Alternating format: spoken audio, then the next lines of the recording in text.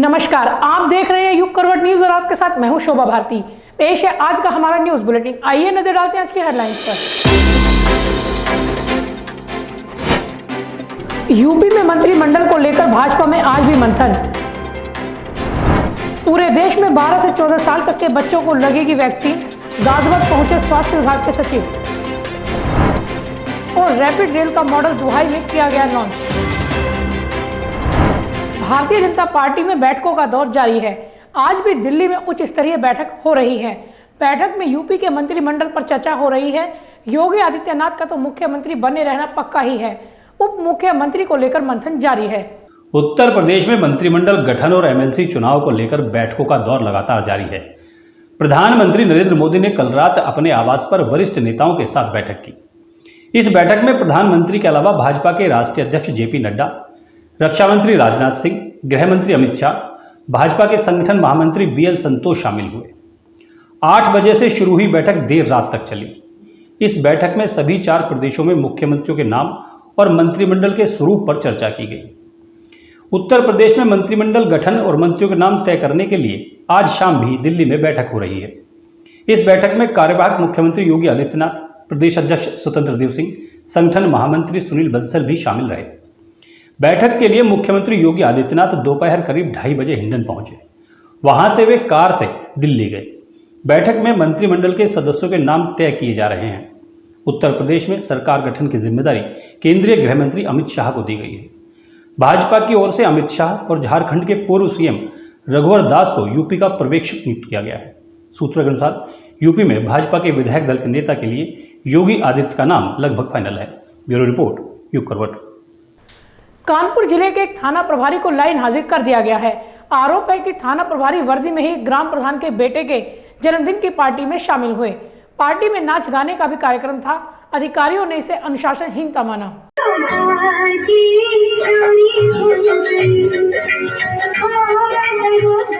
ये नाच गाना जो आप देख रहे हैं, ये कानपुर जनपद के गांव नारायणपुर का है। यहाँ ग्राम प्रधान के बेटे के जन्मदिन का जश्न मनाया जा रहा है। जश्न में इलाके के थाना प्रभारी भी शामिल हुए। बस उनसे गलती हो गई। दरअसल ग्राम प्रधान ने जन्मदिन की पार्टी को रंगीन बनाने के लिए नाच गाने का इंतजाम किया।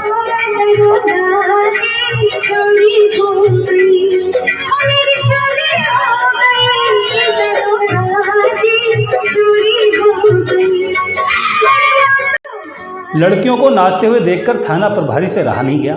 वो भी नाच देखने के लिए बैठ गए।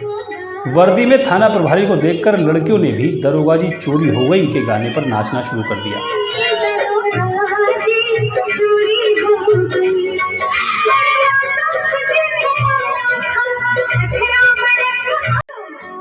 इसकी किसी ने वीडियो बनाकर सोशल मीडिया पर वायरल कर दी।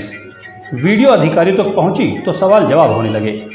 बावर्दी नृत्य संगीत के कार्यक्रम में शामिल होने को अनुशासनहीनता माना गया और थाना प्रभारी लाइन हाजिर कर दिए गए। ब्यूरो रिपोर्ट, युग करवट।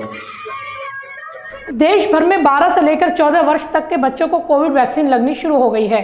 गाजियाबाद में भी दर्जन भर से ज्यादा केंद्रों पर वैक्सीन लगाई गई। स्वास्थ्य विभाग के अपर मुख्य सचिव अवनीश अवस्थी ने गाजियाबाद के कई केंद्रों का निरीक्षण भी किया। उत्तर प्रदेश में 12 से 14 वर्ष के बच्चों को कोविड वैक्सीन लगाने का अभियान शुरू किया गया। इसी क्रम में गाजियाबाद में प्रदेश के अपर मुख्य सचिव अवनीश अवस्थी ने मुरादनगर के सामुदायिक स्वास्थ्य केंद्र से टीकाकरण अभियान शुरू किया।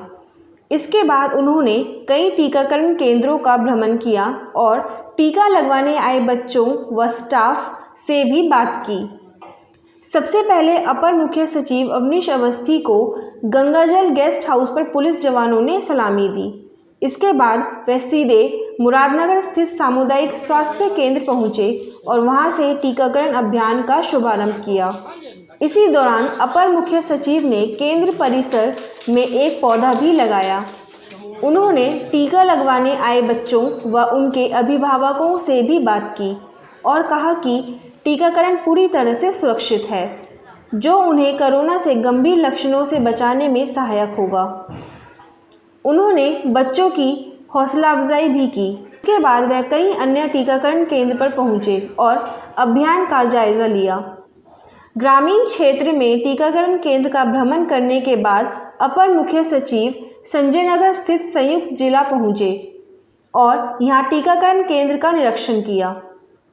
इस दौरान उन्होंने स्वास्थ्य विभाग के अधिकारियों को निर्देश दिए कि अभियान को लेकर कोई कोताही न बरती जाए। बच्चों को लेकर पूरी सावधानी से मानकों के अनुसार टीकाकरण किया जाए ताकि एक भी बच्चा टीके से वंचित न रह सके। बता दें कि शुरुआती चरण में आज से जिले के 15 केंद्रों पर कोविड वैक्सीन अभियान शुरू हुआ है। देखिए, एक तो आप यहाँ देख रही हैं HPV की वैक्सीन लगाई जा रही है छोटी बच्चों को। ये बहुत ही खुशी की बात है कि IMA और कल की संस्था ने इतना अच्छा एक इनिशिएटिव लिया है और जिन्होंने वैक्सीन प्रोवाइड की है इस काम के लिए वो भी बहुत बधाई के पात्र हैं। बाकी आज मैं कई अस्पतालों पर गया हूँ, गाज़ियाबाद ज़िले की भी और हापुड़ ज़िले की, और ख़ास करके मेरा फोकस जो था वो जो हमारी नई FRUs बनी है, फर्स्ट रेफरल यूनिट, जहाँ नए हमारे स्पेशलिस्ट डॉक्टर्स आए हैं और जिन्होंने सिजेरियन सेक्शन वगैरह शुरू किया, वो मैं देखने गया था और देख के बहुत खुशी हुई। पहले दिन 15 केंद्रों पर 4500 बच्चों का टीका लगाए जाने का लक्ष्य रखा गया है। इसके अलावा 60 वर्ष से ऊपर के बुजुर्गों को भी बूस्टर डोज लगाने का अभियान शुरू हो गया। इस अभियान के दौरान जिले के कुल 1,80,000 बच्चे और 3,61,000 बुजुर्गों को बूस्टर डोज लगाने का टारगेट स्वास्थ्य विभाग ने रखा है।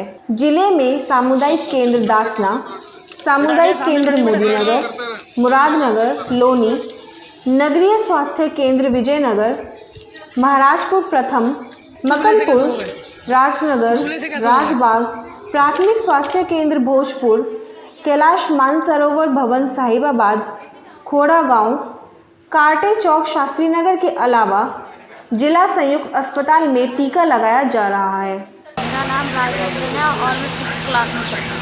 आज क्या करने आए हो यहाँ पे, क्या करवाने आए हो? डर तो नहीं लग रहा वैक्सीन लगवाने के लिए? बिल्कुल भी नहीं।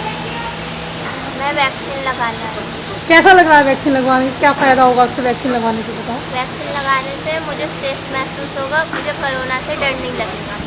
डर नहीं लग रहा, हमें अच्छा लग रहा है, हम सेफ महसूस होंगे वैक्सीन लगवा कर।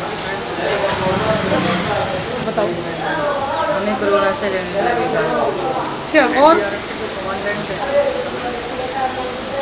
बच्चे सेफ रहेंगे, स्कूल में जाएंगे तो महामारी से बचेंगे।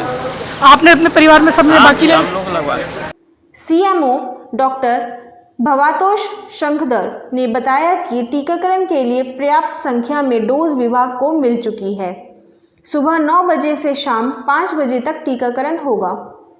उन्होंने सर्वाइकल कैंसर मुक्त शिविर का उद्घाटन भी किया। इसमें लड़कियों और महिलाओं के लिए फ्री चेकअप भी किया जाएगा। ब्यूरो रिपोर्ट युग करवट। दिल्ली से मेरठ तक चलने वाली रैपिड रेल का काम तेजी से चल रहा है। विभाग ने आज ट्रेन की बोगी का मॉडल प्रस्तुत किया। इसमें अनेक अत्याधुनिक सुविधाएं हैं। इसकी स्पीड 100 किलोमीटर प्रति घंटा से अधिक रहेगी। दिल्ली से मेरठ तक जाने वाली हाई स्पीड ट्रेन के प्रोजेक्ट पर तेजी से कार्य चल रहा है। इसके लिए दुहाई के पास एक डिपो बनाया गया है। डिपो का RRTS के MD विनय कुमार ने दौरा किया। MD ने हाई स्पीड ट्रेन के इलेक्ट्रिक मॉडल का दुहाई डिपो में अनावरण किया। इस दौरान MD विनय कुमार ने दावा किया कि हाई स्पीड ट्रेन के पहले ब्लॉक का निर्माण दिसंबर 2023 तक पूरा कर दिया जाएगा। ईश्वर का धन्यवाद देता हूँ कि हमें ये अपॉर्चुनिटी मिली है कि हम इस सिस्टम को बनाने में कुछ कंट्रीब्यूट कर पा रहे हैं। रेलवे सिस्टम है, हाई स्पीड ट्रेनें हैं, ये सब कुछ बातें हमने आपसे पहले शेयर करी हैं। 2-3 चीज़ें जिस पर मैं आपका ध्यान आज जरूर दिलाना चाहूँगा। हमारा जो सोच है वो ये है कि किस तरह हम पब्लिक ट्रांसपोर्ट को पॉपुलराइज करें पूरे रीजन में। जब तक पब्लिक ट्रांसपोर्ट लोगों के लिए comfortable, safe, fast, affordable, seamlessly connected नहीं होगा तो वो पॉपुलराइज नहीं होगा। ये इस बात को हम लोग समझते हैं और हमारा पूरा एफर्ट इस बात पे है कि हम इसको मल्टी मोडल इंटीग्रेशन को सीमलेसली कर सकें और हम हर जगह हम ये ध्यान रख सकें कि जो कम्यूटर्स हैं जो कल को उस पर ट्रैवल करेंगे उनके लिए ये सुविधा बहुत ही सुविधाजनक हो, सेफ हो। इस ब्लॉक में साहिबाबाद, मेरठ रोड तिराहा, गुलधर और दुहाई 4 स्टेशन होंगे। इस रूट की कुल लंबाई करीब 17 किलोमीटर होगी। दिल्ली से लेकर मेरठ तक का यह पूरा रूट करीब 96 किलोमीटर का होगा। एमडी ने बताया कि तय समय पर कार्य पूरा होगा। बताया गया कि इस मॉडल की हाई स्पीड ट्रेन में सभी तरह की सुविधा होगी। इनमें luxury seat, electric speed controller, AC, आधुनिक सस्पेंशन और स्टेशन के नाम डिस्प्ले आदि होंगे। आरआरटीएस की ओर से पेश किए गए इस मॉडल की लुक देखने में काफ़ी अच्छी मानी जा रही है। आरआरटीएस ने दावा किया कि दिल्ली से मेरठ तक के पूरे प्रोजेक्ट का कार्य दिसंबर 2025 तक पूरा करने का टारगेट है। इस रूट पर करीब 150 किलोमीटर की रफ्तार से हाई स्पीड ट्रेन दौड़ सकेगी। ट्रेन लग्जरी श्रेणी में वर्ल्ड क्लास होगी, जिसमें बैठने से लग्जरी लुक का मजा मिलेगा। इस दौरान आरआरटीएस के बड़ी संख्या में इंजीनियर आदि भी मौजूद रहे। ब्यूरो रिपोर्ट, युग करवट। विधानसभा चुनाव में बुलडोजर बाबा का खूब प्रयोग किया गया था। अब बुलडोजर का असर दिखने लगा है। 2.5 लाख के इनामी बदन सिंह बद्दो की कोठी पर प्रशासन ने बुलडोजर चलाया तो हापुड़ में भी जमीन खाली कराई गई।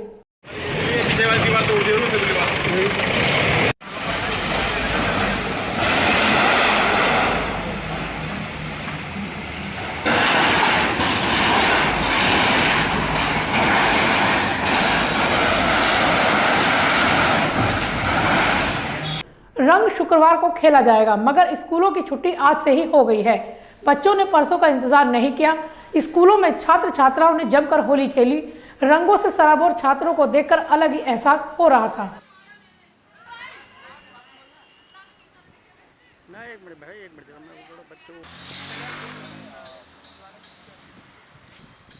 कनावनी से इंदिरापुरम की ओर जाने वाली सड़क से लोग बहुत परेशान हैं।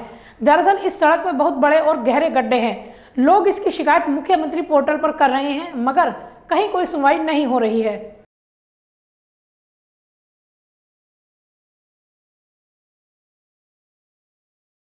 कांग्रेस अध्यक्ष सोनिया गांधी ने सोशल मीडिया पर निशाना साधा। सोनिया गांधी ने लोकसभा में अपनी बात रखी। उन्होंने कहा कि सोशल मीडिया सत्ताधारी दल से सांठ-गांठ कर पक्षपात कर रहा है। सोनिया गांधी ने कहा कि भारतीय लोकतंत्र में सोशल मीडिया सबको बराबरी की जमीन नहीं दे रहा। Which is of paramount importance, and that is the rising danger of social media being abused to hack our democracy. Global companies like Facebook and Twitter are used increasingly to shape political narratives by leaders, political parties, and their proxies. It has repeatedly come to public notice that global social media companies are not providing a level playing field to all political parties. Last year, for instance, the Wall Street Journal reported how Facebook's own hate speech rules are being bent to favor politicians of the ruling party. Recently, Al Jazeera and the Reporters Collective have demonstrated how a toxic ecosystem of proxy advertiser posing as news media is flourishing on Facebook, bypassing election laws of our nation, breaking Facebook's own rules, and completely suppressing the voice of those who are speaking up against the government. Sir, the blatant manner in which social harmony is being disturbed by Facebook with the connivance of the ruling establishment is dangerous for our democracy. Young and old minds alike are being filled with hate through emotionally charged disinformation and proxy advertising. Companies like Facebook are aware of this and are profiting from it.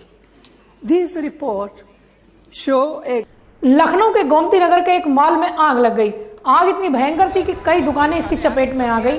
घंटों की मशक्कत के बाद आग पर काबू पाया गया। इस घटना में लाखों रुपए के नुकसान का अंदाजा लगाया जा रहा है।